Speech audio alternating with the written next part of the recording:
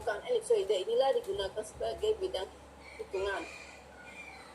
Elipsoida adalah elips yang berputar di mana sumbu pendeknya adalah sumbu yang menghubungkan kutub utara dan kutub selatan yang merupakan poros perputaran bumi, sedangkan sumbu panjangnya adalah sumbu yang menghubungkan ekuator dengan ekuator yang lain di permukaan sebaliknya. Pada gambar 21 ini menggambarkan perbandingan bentuk geoid dan bentuk elipsoid. Geoidnya ini yang garisnya putus-putus, mungkin nanti kalau bukan air laut rata-rata dalam keadaan tenang tidak terganggu, ini geoid, dan ini bentuknya juga masih tidak teratur. Ini tadi permukaan bumi fisis tidak teratur ya, seperti kulit jeruk tadi diumpamakan, kulit jeruk urut lah kira-kira gitu ya. Kalau kulit jeruk manis itu permukaannya masih teratur, ada gunung, lembah, jurang dan sebagainya. Geoid adalah permukaan air laut rata-rata yang dalam kondisi tenang, tidak terganggu angin, arus, dan sebagainya. Kemudian ya, sebagai dasar perhitungan yang digunakan adalah elipsoida. Nah, kira seperti ini bentuk elipsoida. Elips putar, bola. Ini elipsoida. Pemufatan ini panjang jari-jari pada kutub lebih pendek pada jari-jari pada ekuator. Selanjutnya bidang perantara dan bidang referensi. Jadi pada hakikatnya bumi kan merupakan elipsoida. Pengukuran di atas permukaan bumi bidang lengkung, kemudian nanti lengkung dan tidak beraturan. Setelah diproses, berikutnya nanti akan digambarkan menjadi data peta. Peta adalah bidang yang bentuknya teratur. Dan ini bidang datar. Nah, dari pengukuran pada bidang yang tidak teratur menjadi peta bidang yang teratur, ini terjadi perubahan. Perubahannya itu bisa perubahan dalam perubahan jarak, perubahan arah. Nah, untuk mengatasi hal tersebut diperlukan suatu bidang perantara. Sedemikian sehingga nanti peta yang digambarkan dapat dilakukan dengan benar. Nah, akan tetapi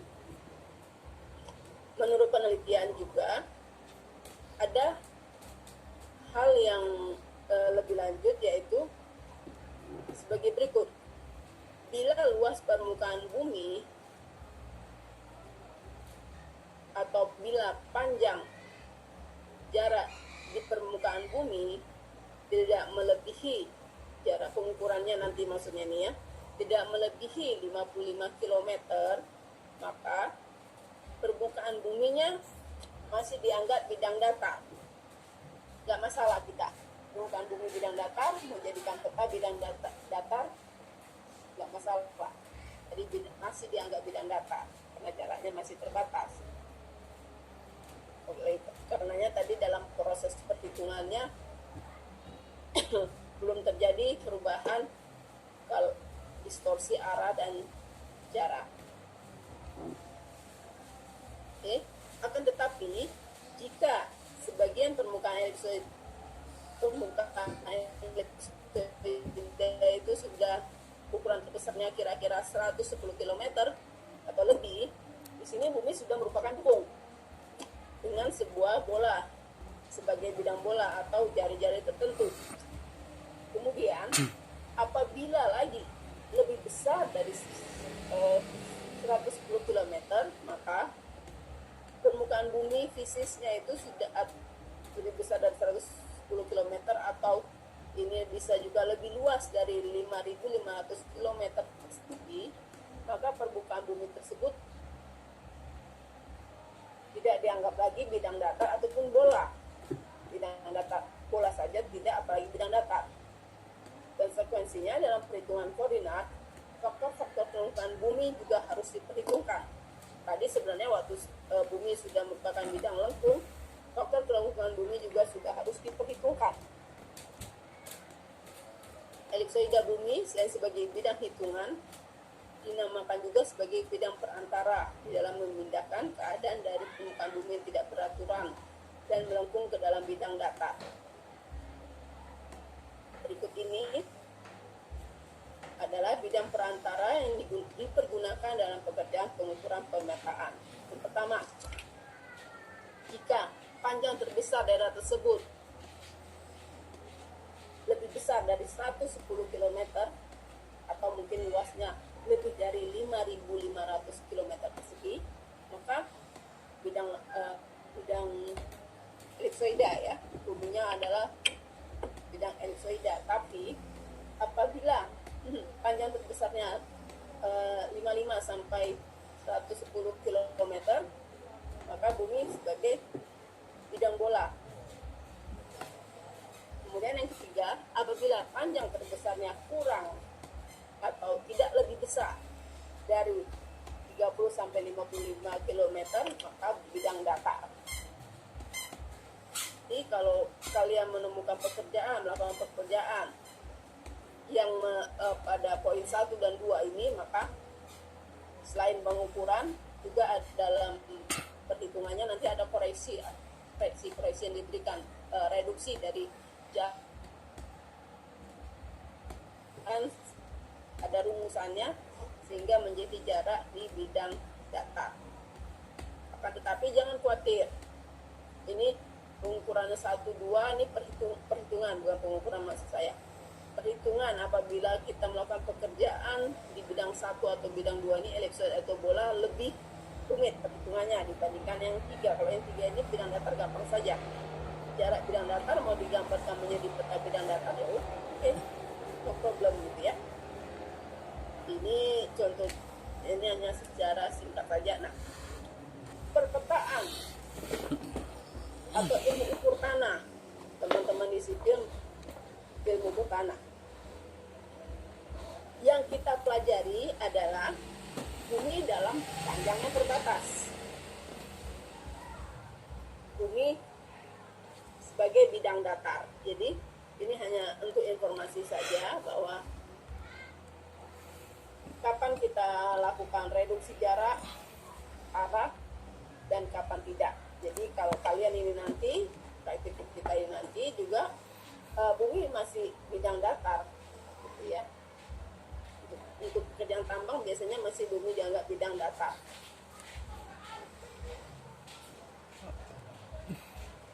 Tuh. Ini kemudian ini ruang lingkup ya. Ruang lingkup ilmu geodesi dan ilmu ukur tanah. Ukuran persil atau bidang yang tidak terlalu luas, yaitu besar antara 55 kali 55 km, lengkung permukaan bumi dianggap tidak terbatas. Atau dengan kata lain, permukaan bumi masih dianggap bidang datar. Oleh karenanya, data-data pengukuran lapangan dapat diproses dengan cara yang lebih mudah.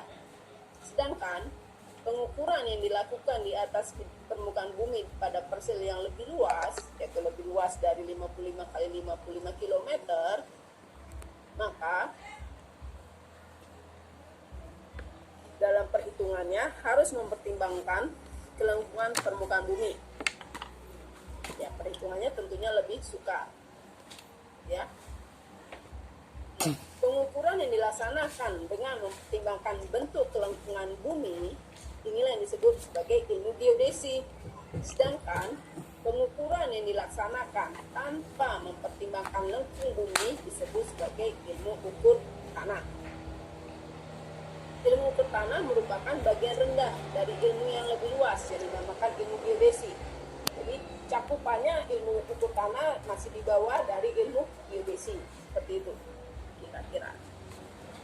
Ilmu geodesi mencakup kajian dan pengukuran yang lebih luas, tidak hanya sekedar pemetaan dan penentuan posisi baik di darat maupun di laut, tapi juga untuk keperluan penentuan bentuk dan dimensi bumi dengan pengukuran di bumi dan dengan pesawat saudara maupun dengan satelit atau sistem informasinya. Nah, ilmu tanah sendiri tadi merupakan cabang ilmu geodesi yang khusus mempelajari sebagian pengukuran sebagian kecil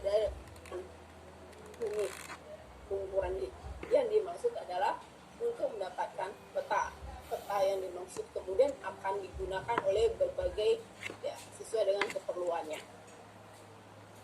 Itu kira-kira beda ilmu. Ini juga ada, jika ditinjau dari maksud pengukuran, tadi ditinjau dari cakupan luas. Jadi ilmu ukur tanah tidak lebih besar, panjang areal yang dipetakan ya, tidak lebih besar dari 55 km. Kalau geodesi areal pemetaannya atau persilnya sudah lebih besar dari 55 km. Itu yang membedakan. Kemudian yang kedua, pada ilmu geodesi dia selain juga bertujuan untuk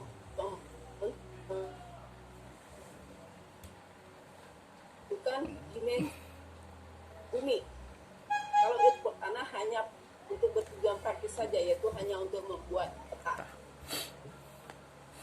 Ini tadi sesuai dengan dimensi persil, maka pekerjaan pengukuran dibagi menjadi ilmu geodesi dan ilmu ukur tanah ya.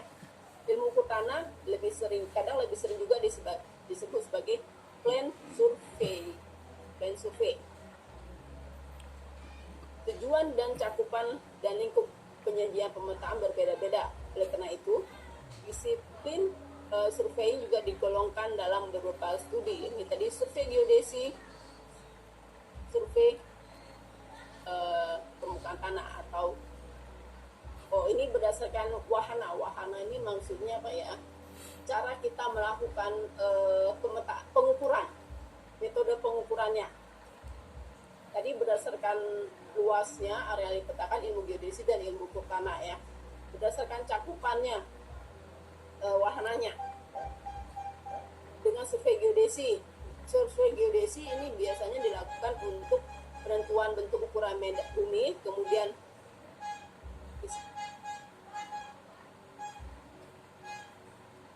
dan graf.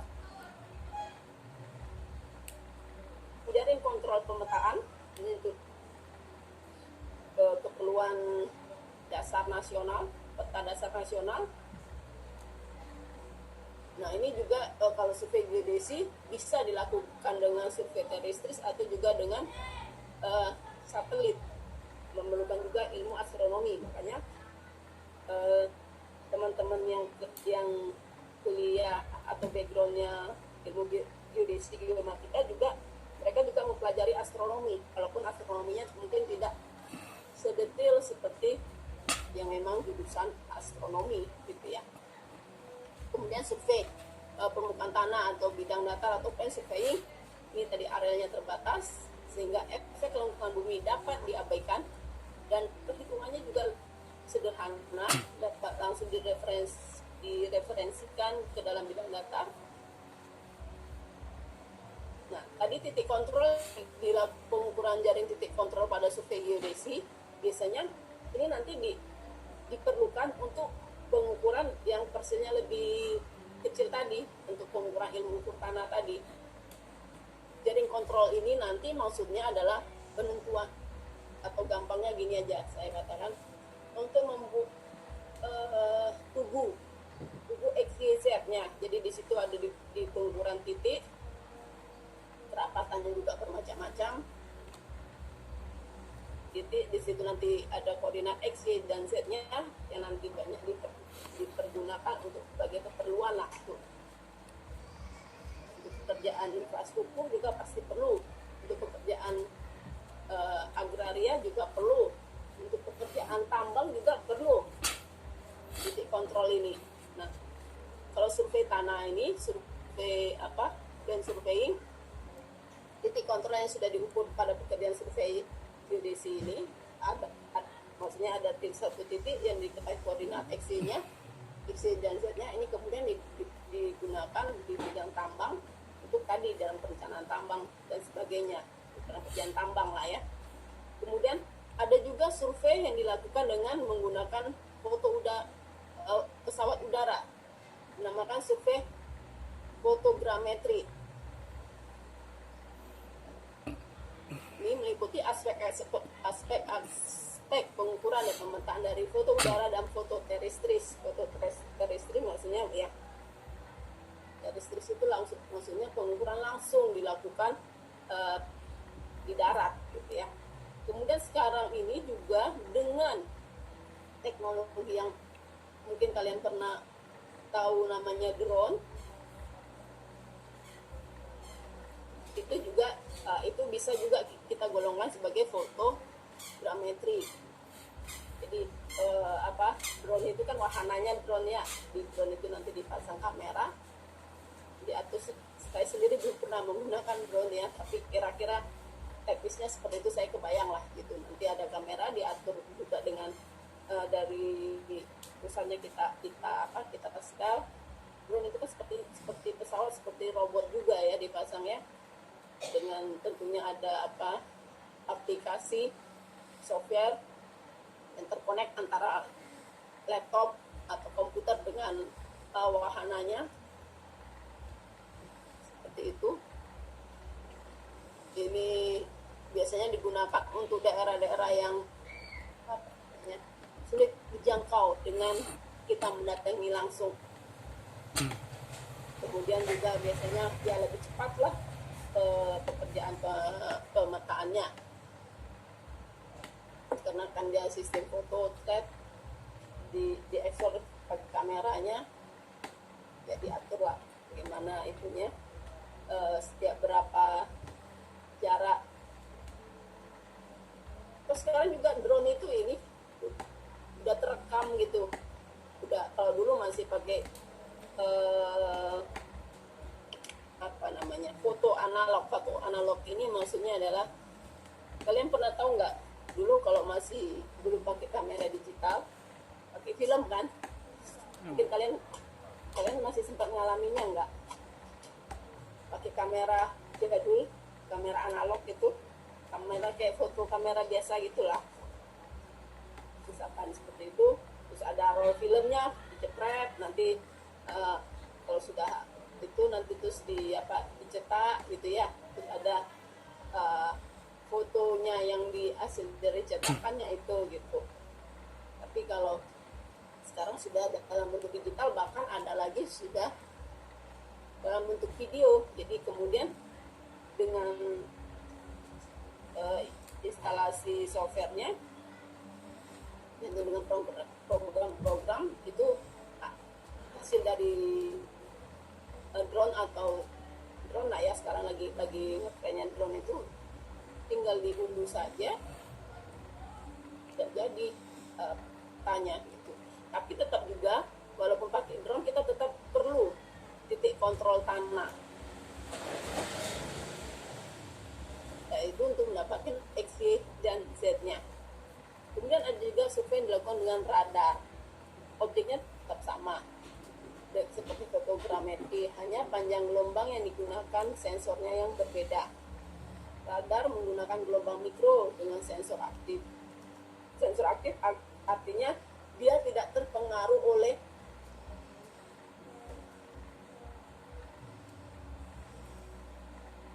drone itu ya. Kalau udah malam nggak bisa lagi kita melakukan pekerjaannya, tapi kalau pakai radar dia tetap bisa gitu. Nah, kemudian ada survei hidro, seperti namanya hidro air gitu ya. Ini merupakan untuk pemetaan areal yang berada di bawah permukaan air. Bisa juga ini survei lepas pantai, survei dekat pantai. Ini tadi lebih lanjut lagi, land surveying termasuk dalam survei topografi, pemetaan unsur-unsur permukaan fisik dan kenampakan hasil budaya manusia, dan unsur relief disajikan dalam bentuk kontur. Skala peta juga nanti dihasilkan adalah berbagai macam sesuai dengan tujuan pemetaan yang akan dilakukan. Ini survei kadaster tadi menyinggung BPN, ini membuat untuk sertifikat ya, pendaftaran hak atas tanah dan kepastian hukumnya pemilikan tanah atau sertifikat. Kemudian juga ada untuk pemetaan pajak bumi bangunan, kemudian survei rekayasa, Jadi untuk pekerjaan konstruksi, teknik sipil banyak, Apa itu? survei rekayasa, Mm-mm. survei tambang atau main surveying.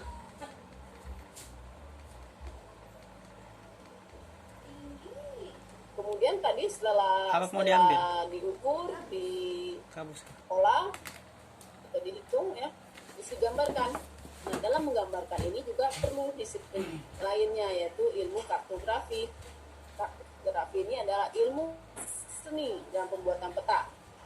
Jadi bagaimana agar peta yang dihasilkan ini informatif dan menarik dan bisa dipahami oleh si user, si pengguna.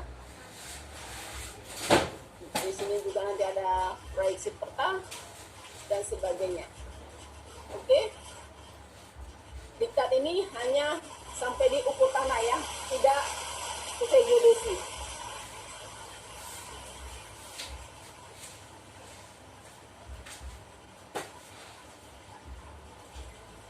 Ada yang mau ditanyakan? Atau mungkin ini materinya saya unggah dulu di Moz. Jadi pertemuan kita minggu depan mungkin lebih bisa kita lebih interaksi tanya jawab.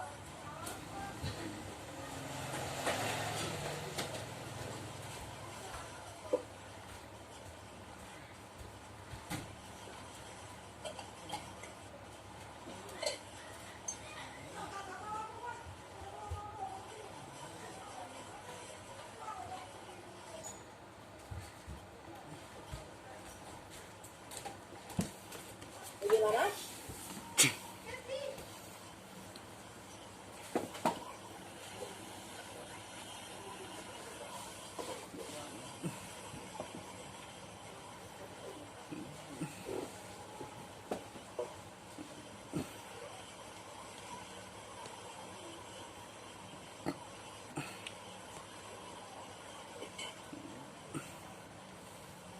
Kalau tidak ada pertanyaan yang mungkin mau disimak untuk pertemuan berikutnya,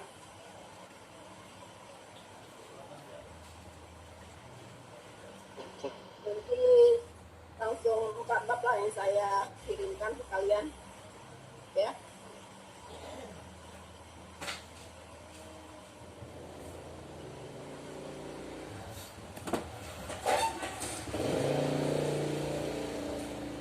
Kalau tidak ada pertanyaan atau belum,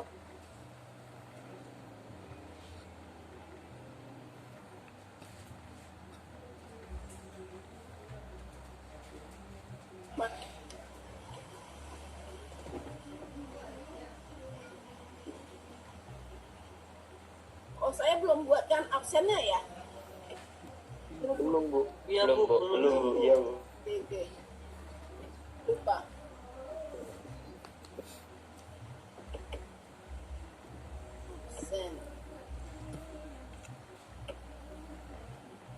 Absen hari ini tanggal berapa sekarang? Oh 3 Bu. Februari ya. Iya Bu.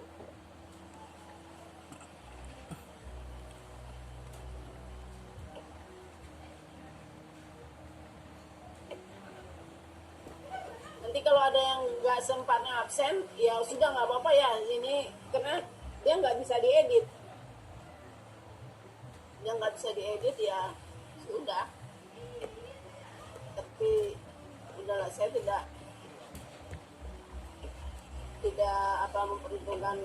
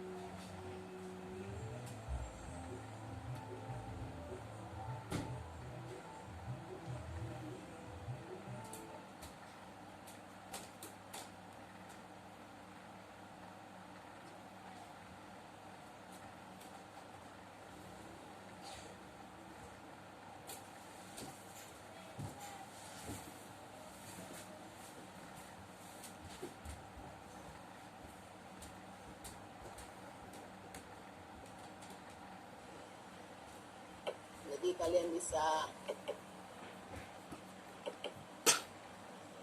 Di diktatnya saya buat ilmu ukur tanah teknik sipil, nggak apa-apa ya. Apa? Materinya yang sampai ke tengah nanti ini masih sama dengan punya sipil.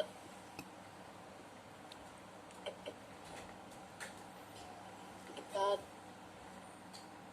ya, karena kalau tidak langsung saya upload gini sering lupa, ketutup dengan pekerjaan-pekerjaan yang lain jadinya lupa, ya itulah, maklum lah.